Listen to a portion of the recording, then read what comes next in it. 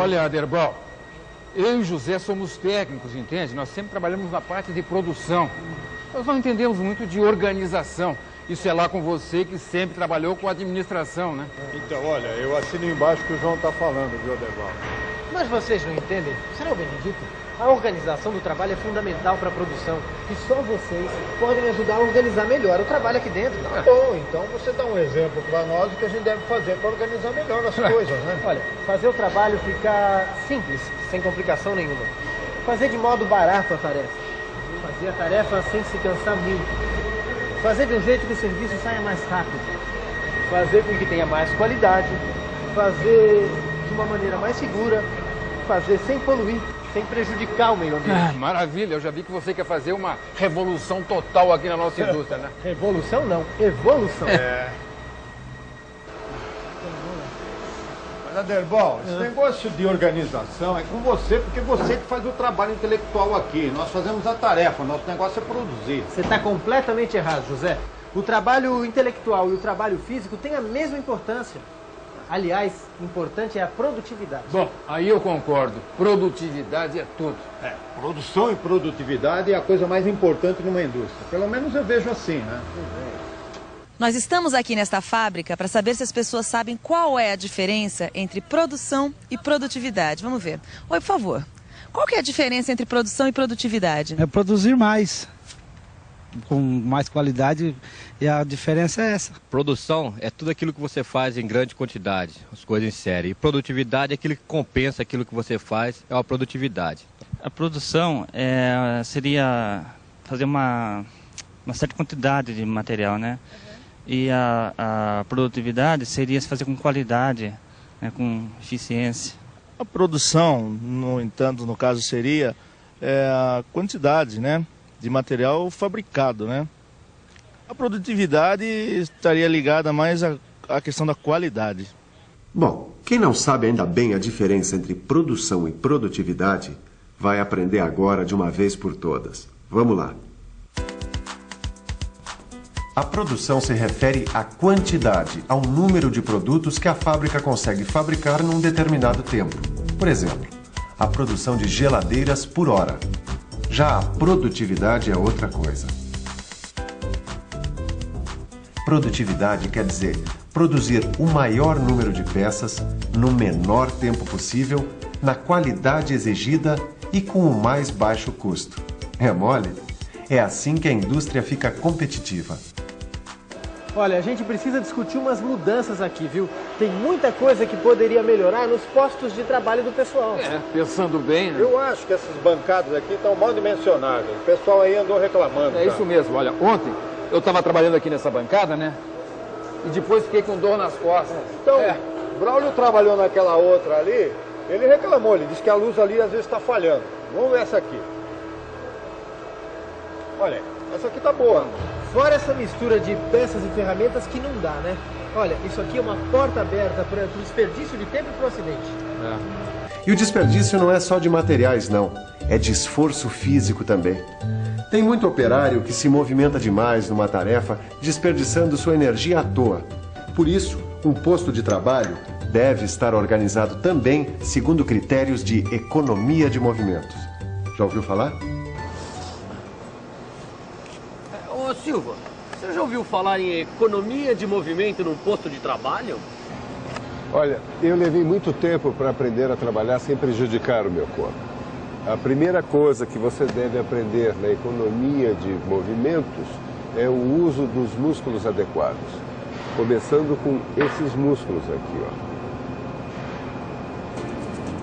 ó. Os dedos são indispensáveis em qualquer trabalho. De preferência, o trabalho deve ser realizado só com eles. Mas, se for necessário, devemos usar também o punho. Se ainda não for suficiente, entram em ação também os músculos do antebraço. Se ainda precisar mais esforço, entram também os do braço e até os músculos do ombro. Agora, esses músculos devem ser usados de acordo com a necessidade. Somente o necessário. Somente o necessário, nem mais nem menos. Uma coisa importantíssima. Proteja sempre as suas mãos. Elas são as ferramentas mais valiosas que existem.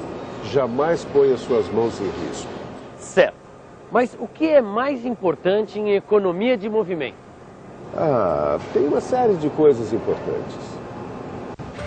O desempenho das mãos e dos braços, por exemplo, é super importante.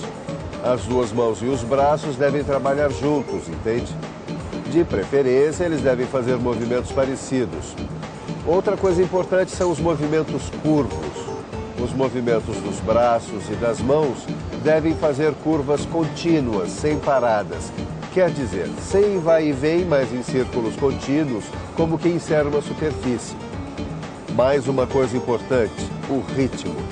Todo trabalho deve ser feito com um ritmo, com uma cadência. Claro que adaptando esse ritmo ao ritmo do próprio trabalhador. Eu, por exemplo, trabalho no meu ritmo, mas com o ritmo certo. Puxa, quanto mais eu aprendo, mais eu descubro o quanto eu ainda tenho que aprender. Mas isso é assim mesmo, Tito. O conhecimento é infinito. Eu também continuo aprendendo no meu trabalho. E quem está começando numa empresa, então, tem um mundo de coisas para aprender. Nunca pensei que numa simples bancada pudesse ter um mundo de coisas erradas. Uma coisa que está faltando aqui é estudar melhor as zonas de trabalho. Por quê? Estão fazendo muita zona aqui? Não, Zé. A área de trabalho que ele fala é a zona que as mãos alcançam no trabalho sem precisar movimentar o corpo para nada, entendeu? Pois então, tem alguns tipos de zonas de trabalho que a gente precisa determinar aqui nas bancadas. Primeiro, delimitar a zona ótima, que é o espaço mais perto do corpo, adequado para as tarefas precisas, com o movimento das mãos e dos dedos. Depois, delimitar a zona normal, que inclui, além das mãos e dedos, o movimento dos antebraços. E tem ainda a zona máxima, que inclui o alcance dos braços. Qualquer trabalhador precisa conhecer essas zonas de trabalho. Mas me conta uma coisa, essa história que o pessoal fala de zonas de trabalho, isso é importante mesmo? Olha, eu só vou te dar um exemplo. Imagine um sujeito tocando harpa. Imagine se esse sujeito não tivesse todas as cordas do seu instrumento dentro das zonas de trabalho. Não ia tocar coisa nenhuma. O mesmo vale para quem trabalha numa máquina na indústria. Concorda comigo?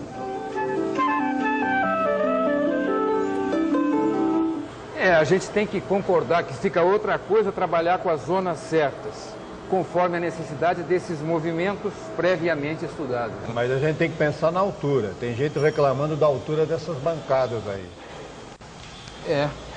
Esse banco não tem altura regulável, não. Vamos ter que comprar umas cadeiras com altura regular.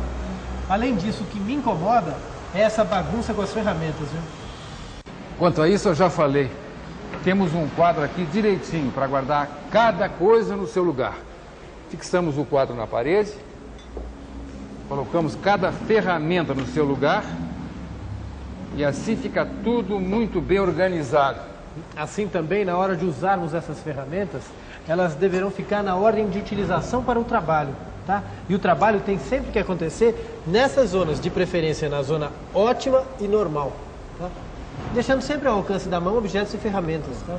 Agora, amigos, isso não é tudo, sabe? Ainda estamos longe de uma boa produtividade. Temos que organizar melhor o trabalho aqui dentro. É verdade, nós precisamos organizar essas zonas aqui. O importante é que você aí do outro lado da tela também está percebendo quanto tempo, quanto esforço, quanto material é jogado fora quando um posto de trabalho não está bem organizado para a produção. Fora a irritação que dá quando procuramos uma coisa que não está no seu lugar e não a encontramos. Aí não dá para ser produtivo. Mas você não vai esquecer dessa teleaula nunca mais, eu tenho certeza. Isso que você aprendeu hoje vai melhorar muito o seu desempenho. Confira aí na revisão.